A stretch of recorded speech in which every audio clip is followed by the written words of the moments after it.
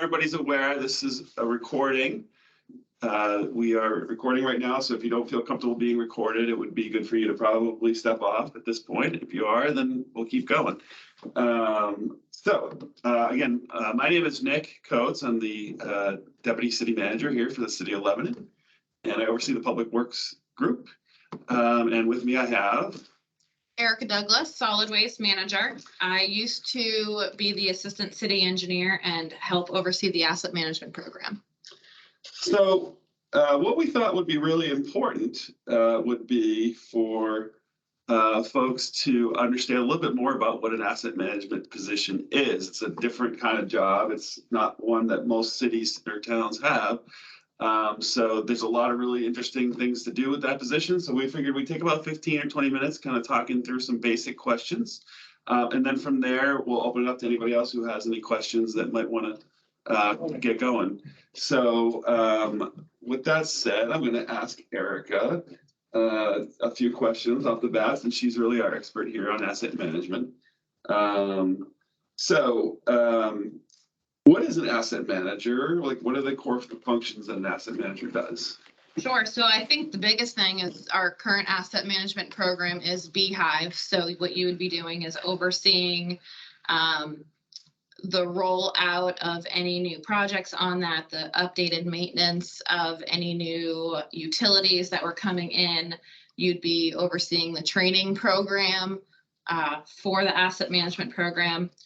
But really, you'd also be providing a framework and rollout for helping develop capital improvement projects, and then making sure that as a city, we start becoming more proactive to addressing issues as opposed to reactive. So making sure that our construction projects are including all of the assets and issues that need to be addressed for utilities, making sure that our paving program is working well with our culvert replacements. So there's going to be a lot of hands-on in the field type of stuff and behind a computer. So it really is very versatile type of job that you get to get out, see what's going on, and be behind the screen managing it. Great. So let's unpack that a little bit. Start with just some basic terms, like what's a capital improvement project? Sure. So any of our larger projects, our construction projects, or if we're at our water plant, our wastewater plant, and there needs to be an upgrade there, those generally fall into our capital improvement projects that they're higher cost projects, and so they need to have a bit more planning, have some thought behind it. We go to city council, and so these are the larger type projects. These aren't general maintenance type of stuff, although asset management will also be a part of that.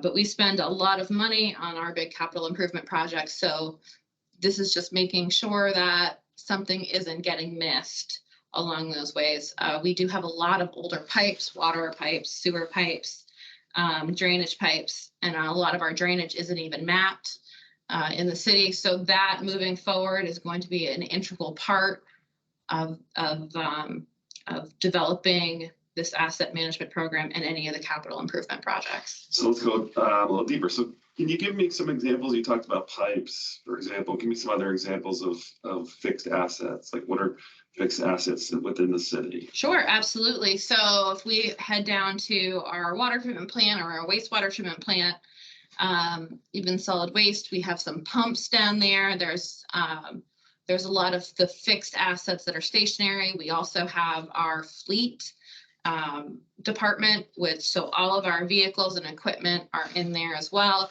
So what we're doing is making sure that when we do maintenance on something, if it's daily, weekly, monthly, yearly, that's all getting in there being tracked.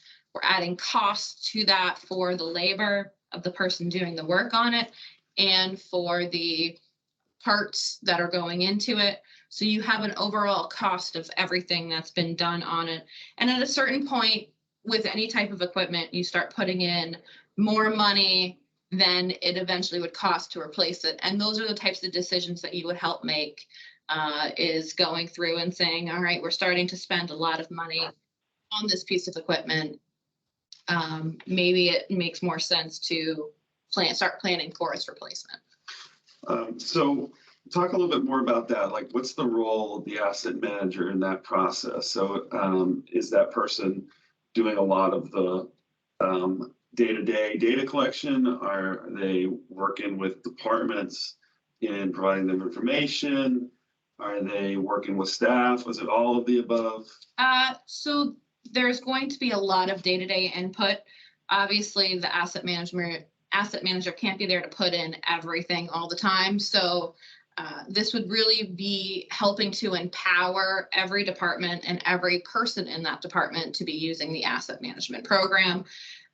What the asset manager would do would also be training managers, superintendents, to make sure that they know what to look for, that we're gathering the correct data that we need for our long-term future planning.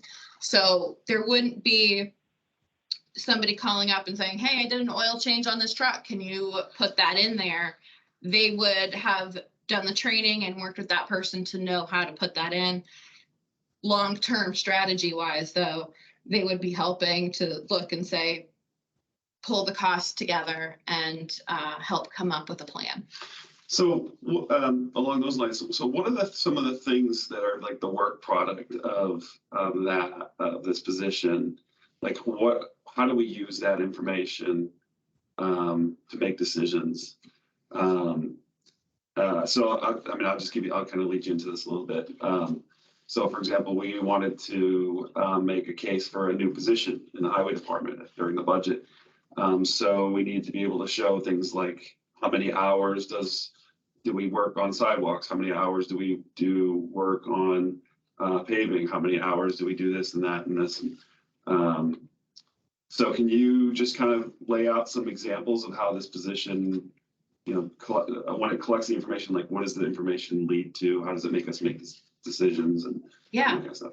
Absolutely. So one of the big things that I've done over the last couple of years is we did receive several state grants.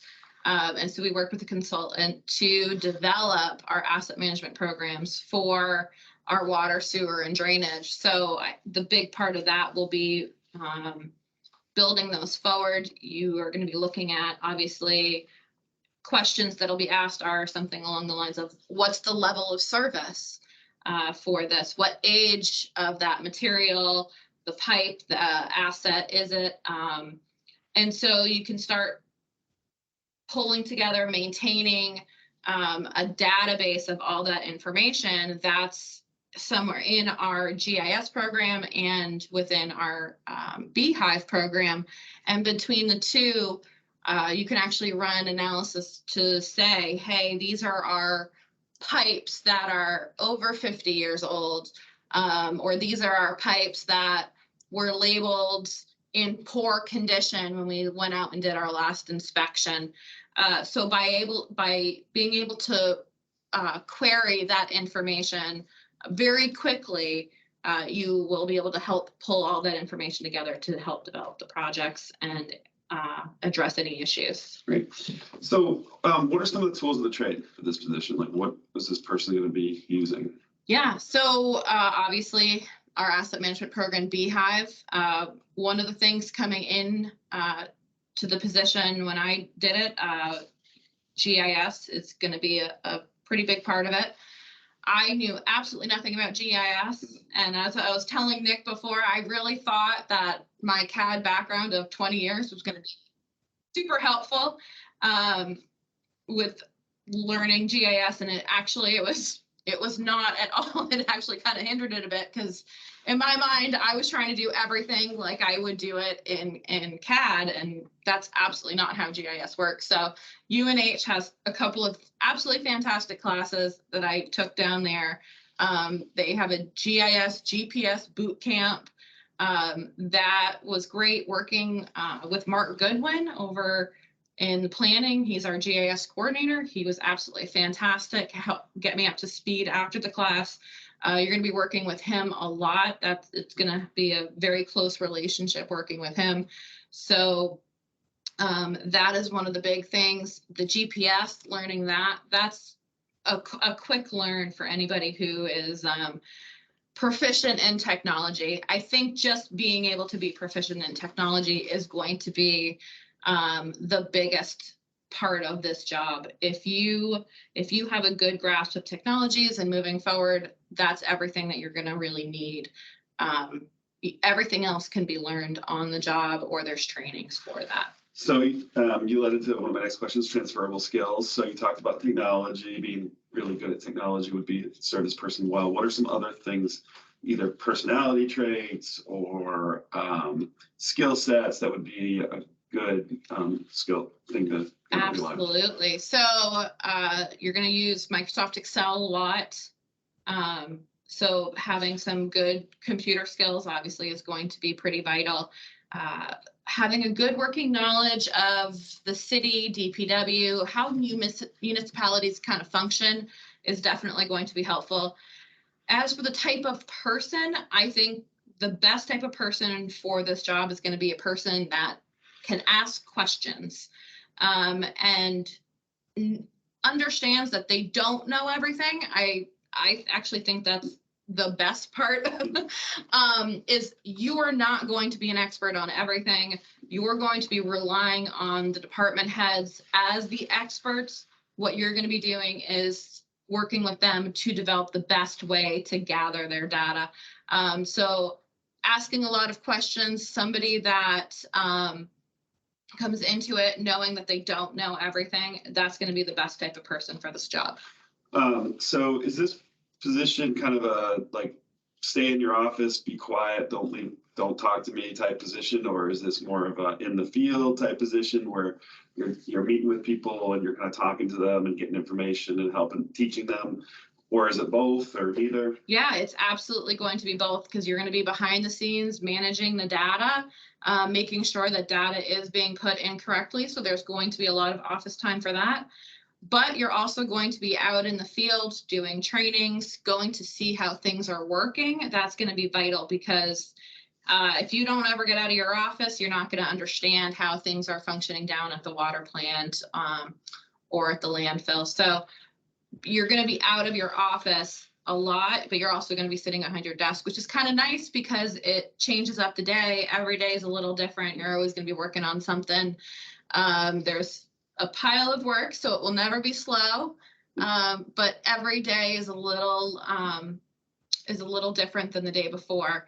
And I think it's going to be, it's a unique position. You're going to be able to make it your own because there's not a set guideline too much of how it's been done before. We've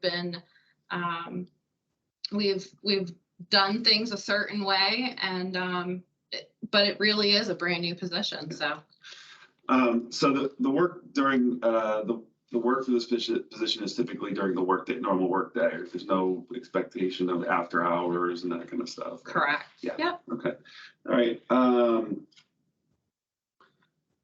What are some of the let me start with the harder question, and then I'll go to the more fun question.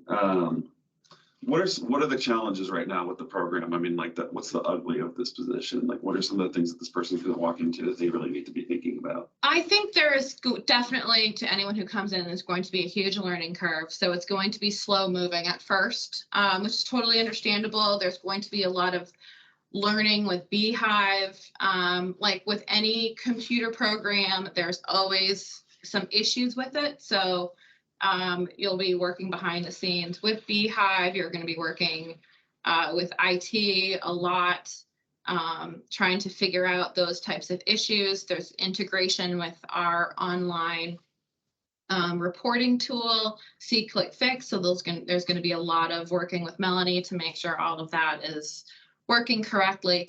So those are type of the frustrating things. You know, anytime seems to be like a system update or something always goes wrong. I think you need to be able to roll with the punches and just know that nothing is ever going to be 100% perfect. but you're doing your best to work in to get there. And so that's one of the kind of the frustrating things. I think having a bit of a backlog of work is that you're doing a lot of building as opposed to maintaining. Once we start getting into a period where we're actually able to just be maintaining everything, it's going to be a lot easier. But like I said, the stormwater system, that desperately needs to get built out. We do have a good framework for it that we worked with the state and our consultant to develop. But unfortunately, there's still a lot of work to go on that. Just for everybody's benefit, so Erica's really kind of taking this position, the work of this position for the last 3 years or so. Yeah. And so we've done a lot of building, but there's still a lot of building to be done. And so a lot of it is going to be data collection and just really kind of getting that information, cleaning up information that we have. And a lot of data validation, making sure it's still accurate and updated. There's probably a good 2 years worth more of building, I would say, probably, of just collecting information that we have. And then really getting into more of that maintenance mode. And then once we get into maintenance mode, then we can start to do more of the really cool analytical things. I mean, we're doing a lot of that now, but one of the things that's also new about this position is a little bit clearer integration with C-Click-Fix. So I don't want to go too down the rabbit hole with C-Click-Fix, but at the most basic level, C-Click-Fix is basically a reporting tool for potholes and that kind of stuff. And yeah, so what's really cool is that you have residents or anyone coming through if they have an issue with anything throughout the city, the integration is with DPW and REC for right now. But yeah, so if they have a pothole, if there's an issue with a sign, if there's graffiti, they can actually go on our city website, put in a work request for it, and that integrates right into our asset management program. So it'll help alleviate a lot of emails, a lot of phone calls, which frees up staff time and make sure that all of the information is getting into the work order.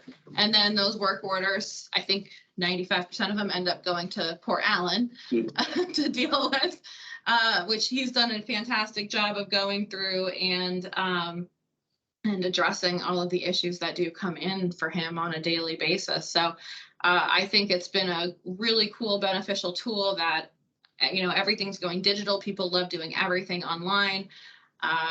Hopefully in the future, there'll be kind of some more talking between the C-Click-Fix program and Beehive so that stuff can get reported back a little bit easier. But right now it's, we go in when we close that work order, it shoots it back to C-Click-Fix. And then there's obviously you can see when it was opened, when it was closed, we have all that analytical data, but then the resident can also see what work was done on the project. Right. So one last question for me, and then we'll open it up to folks who are here. What are some of the fun and interesting parts of, you talked about going out and getting to meet some folks, and but what are some other sort of fun things that you can do with this position? Yeah, I mean, for me, I think it's just the learning about what everybody's doing.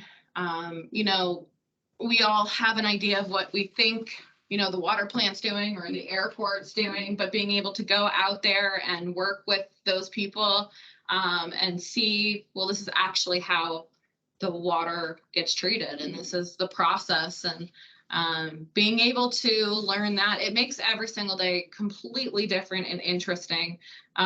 There's always something new to learn, and I think that's a really cool part of the job, that you're not doing the same thing day in and day out. It really keeps it interesting and fun.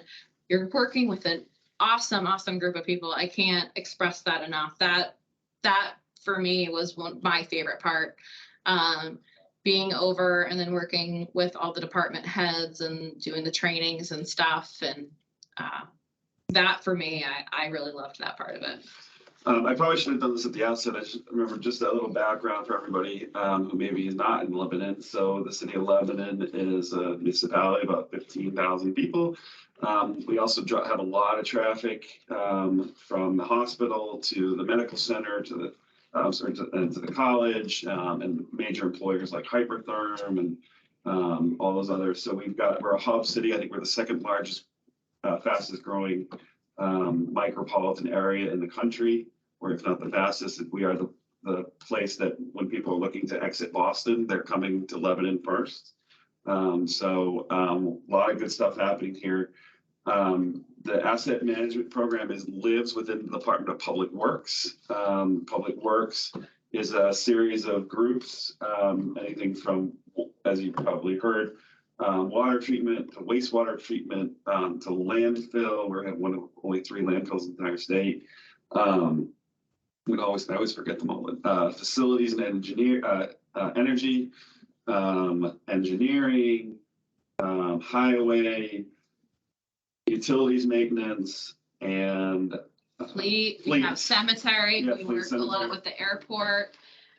Recreation and our parks is another big one. And actually, Beehive does have some very cool tools for the recreation departments. They are in a lot of big cities that have much larger recs than we do.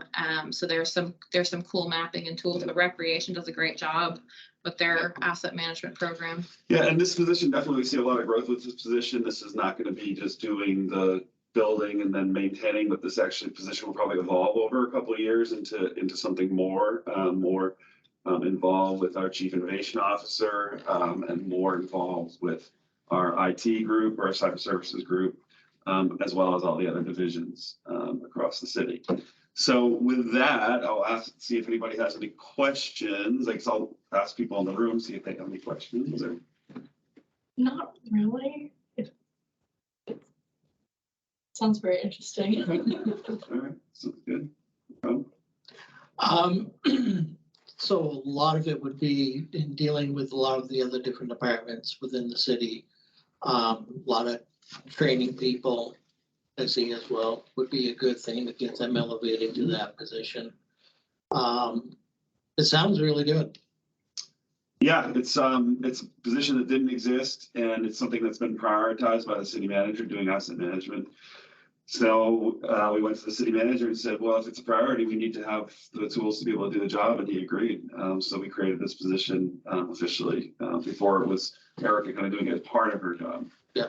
Now, I know you also say that they have the potential of working with pavement projects too, as well, as far as inspections. Mm-hmm. How do you currently do that now? So inspections aren't necessarily a Beehive issue, and I guess I can point that look to Erica, but this would be more integration with our pavement management system, right? Is I think part. Is that through the ArcGIS? No. So currently we have StreetScan right now. So several years ago, we hired StreetScan to go out and drive all of our roads. And they have some pretty cool equipment and cameras and videography that are on it. So what they were doing is they go through, they drive a lane, and then they pick up all the cracks, and then they rate those cracks, and they come up with a PCI, which is the pavement condition index for that section of road. And so then they've mapped that. They've also done our sidewalks. And when they did that, they also went out, they picked up all of our street signs, and they picked up all of our line striping too. So we have paid for those layers.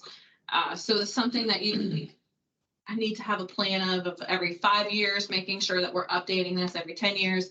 Obviously, a lot of things change over that period of time. So whether it's with StreetScan, hiring them, or us coming up with a different way of doing that, you'd be working with the Assistant Director of Public Works, to come up with the proper technology to be using and to help them, update and maintain those PCIs. Yep, because I did some research last night and I noticed there's a lot of different public works that are using actually drones to map pavement inspections and using Drone Deploy to do that, as well as it gets integrated into ArcGIS. Yeah. Yeah, absolutely. So that's actually one of the things that we're doing down at Solid Waste is we're doing training with somebody to learn and potentially buy a drone. So there's a ton of different things that we can do with that. We were actually just talking the other day of having it potentially fly the rail trail to help with some of the wall inspections out there.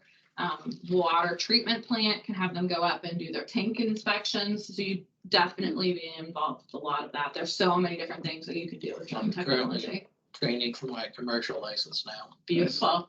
Awesome. Let me give folks on the computer a chance to ask any questions.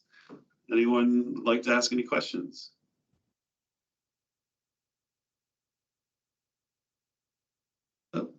Go for it, Tilia. Hello, everyone. Thank you, Nick and Erica, for the great information you just shared. I just have a question in regards to the staff. You mentioned that this position would be very versatile, involving lots of work on the field, as well as training and working with department heads. What is the staff count that you would be looking at?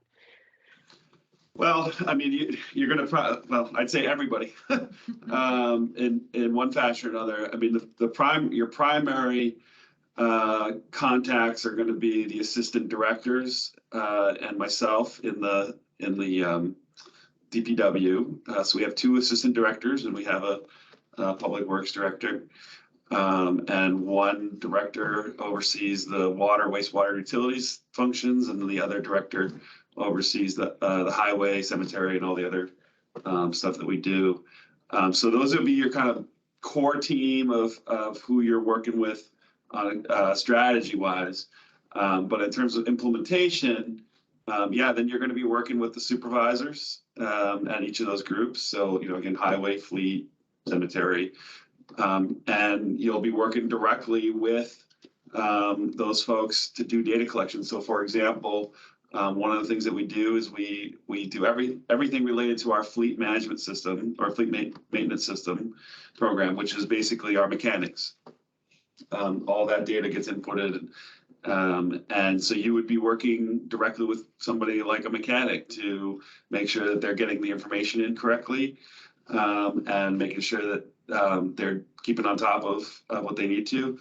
You'd be working with the supervisor of that group to make sure that that person's doing what they need to do, and getting that information out, as well as the other divisions. So the expectation of every DPW employee is that they're using Beehive. And so this person is going to be the kind of point of contact to make sure that all of that is being done and people are kind of moving forward.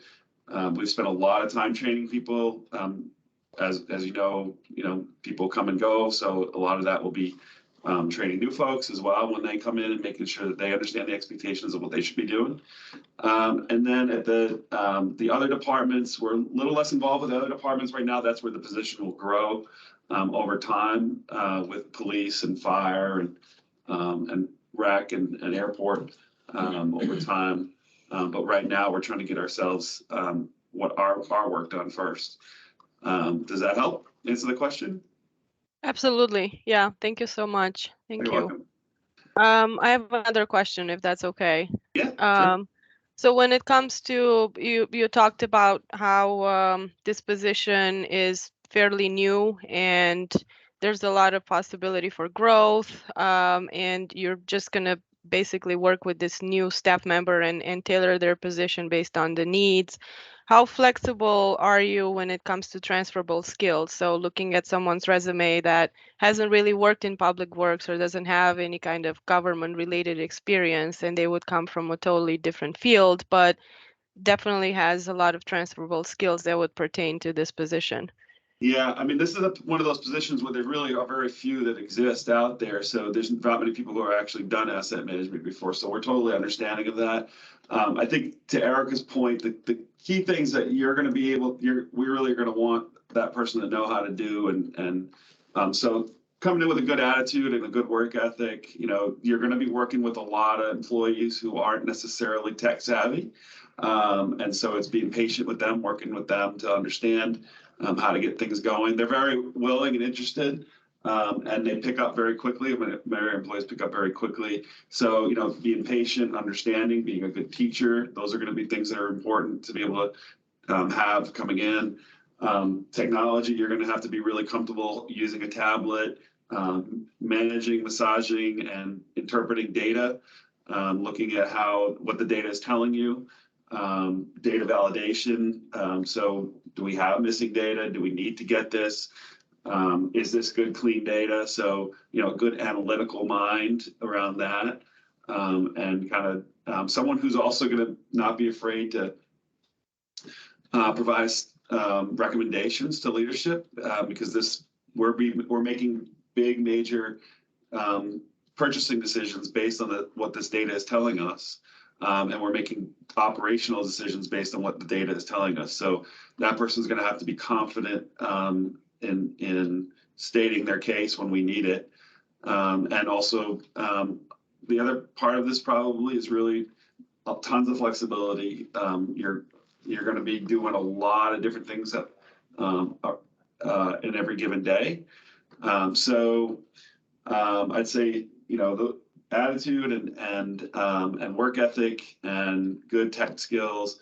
If you've got some good financial management understanding, that would be helpful too, because a lot of this again is financial decision making. Did I miss anything? No, I think that's good, but I think there was a lot there. So the thing is we don't want to scare anybody off. Okay. It's going to be very, very open, because a lot of the things that you're going to need that can be taught once you're here. So you can learn the GIS portion, you can learn the GPS portion, you'll learn Beehive. It's going to be very unlikely that somebody's going to come in and have all of that. But I think Nick's spot on with just having the right attitude, being willing to learn and be willing to ask a lot of questions, because you're not going to know everything about anything. So being able to really drill down to ask questions and get the information that you need. If you have those skills and abilities, that I think that makes you more of the right person than somebody coming in with a GIS background. Great. Any other questions? Any other questions from you all? Thoughts? Great. No. Okay. All right. So kind of the game plan for this is the position is open. It's posted on the city website. So you just go to LebanonNH.gov, and then you can just go to the Human Resources page, and you'll see it posted there, and you apply through our online portal. We'll receive the application. We'll be reviewing applications in real time. We've already received a couple, so we'll be scheduling interviews probably over the next couple weeks. And it'll be as we get them, we'll interview people, and we'll find the right fit. Typically, our background process takes about 3 weeks to a month. So once we complete interviews and we make an offer, we provide a conditional offer letter, which spells out all of your what you'll get in terms of salary and benefits. Then we conduct a pretty extensive background process. That's one of the things coming to the city of Lebanon. When we hire you, we hope to hire you and keep you for a very long time. So we spend a lot of time doing thorough background checks. And that's not meant to scare everybody off. It's just we want to make sure that we have the right people and we get good fits. So once that process usually takes about 3 weeks to a month. And then we'll work with that person. Obviously, if they're working currently in a job, they'll need to give notice. I know. So we'll have some flexibility in terms of that. So that is the plan for the position. Any other questions? Here's your last chance. Okay, great. Well, thanks everybody for joining us today. This has been recorded, so we'll have this posted to the Human Resources page. So if you go through it, and you see any of the other questions, you can just get back in touch, and we can answer any questions for you. But like I said, we'll be reviewing resumes right out of the gate. So hopefully we'll see many of your names in the interview process. Thanks, everybody. Have a great day.